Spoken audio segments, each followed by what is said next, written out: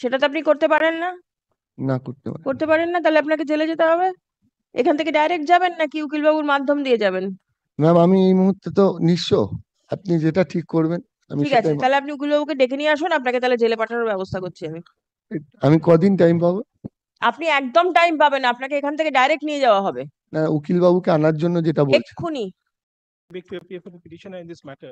Yes. But this is my application for contempt. Now, Lord, they have taken out an appeal against this order, Lord, where, Lord, your Lordship had directed payment of 50 lakhs for alternative accommodation.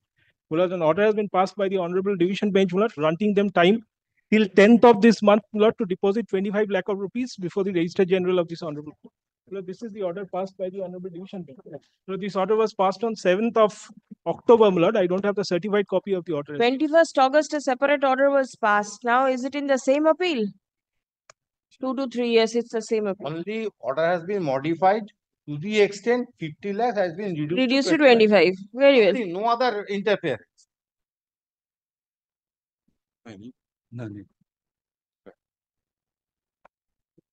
An appeal has been disposed of.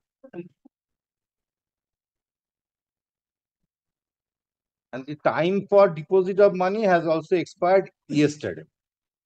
Has any payment been made? No, Lord, not to my knowledge, Lord. Then a report has to be called for from the Registrar General to ascertain as to whether payment has been made or not. So the alleged contemnor is here. He is appearing in person. Who is the contemnor? Bob Shah, Sanjit Shah. Sure. আমি কিছু বলতে চাই। আপনার উকিলবাবু কোথায়? আমি আনতে পারিনি কারণ আমার এখন সম্ভব হচ্ছে না ওনাকে ফিস দেওয়া। কি করেন আপনি? এখন আমি র্যাপিডো বাইক চালাই ম্যাডাম। আপনার তো উকিলবাবু ছিল এর আগে। হ্যাঁ আর পাচ্ছি না ওনাকে আমি ফিস দিতে, অনেক টাকা বাকি পড়ে গেছে, উনি এনওসিও দেয়নি, আমি ওনার সাথে কথা বলবো। এনওসি না দিলে তো আমি আপনার বক্তব্য কিন্তু শুনবো না। ম্যাম উনি আমার থেকে যে অ্যাপিল করার জন্য টাকাটা বলেছে 446 টাকা জমা দিয়েছে, উনি আমার থেকে 2 লাখ টাকা নিয়েছে, বলছে কে কি অ্যাপিলের নাকি নিয়েছে সেটা রসিদ আমি হয়। বলতে পারবো না।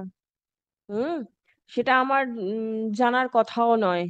কিন্তু জিনিসটা হচ্ছে, আপনার যখন আপনি সই করে উকিলবাবুকে পাওয়ার দিয়েছেন, তখন উনি এসে বলবেন ওনাকে ডেকে নিয়ে আসুন।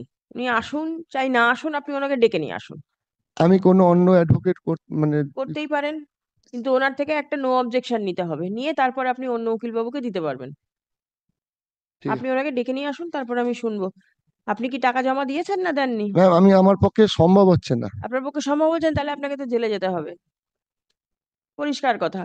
কারণ আপনি আম, টাকা পয়সা নিয়েছেন, নিয়ে বাড়ি বানাবেন বলে ওনাদের থেকে। ম্যাম আমি সবাইকে হ্যান্ড ওভারও দিয়েছি। আহ, তারপর আপনি প্ল্যান পেয়েছিলেন? না ওটাই আমার দোষ। প্ল্যান পাননি? না আপনি প্ল্যান না নিয়েই আপনি কনস্ট্রাকশন তৈরি করে দিয়েছেন। কি করে করলেন আপনি? He has handed over unauthorized construction. Yes yes, সেটা তো আপনি করতে পারেন না। না করতে পারি। করতে পারেন না, তাহলে আপনাকে জেলে যেতে হবে। এখান থেকে ডাইরেক্ট যাবেন নাকি উকিলবাবুর মাধ্যম দিয়ে যাবেন? ম্যাম আমি এই মুহূর্তে তো নিঃস্ব, আপনি যেটা ঠিক করবেন আমি ঠিক আছে, সেটাই তাহলে আপনি উকিলবাবুকে ডেকে নিয়ে আসুন, আপনাকে তাহলে জেলে পাঠানোর ব্যবস্থা করছি আমি। আমি কদিন টাইম পাবো?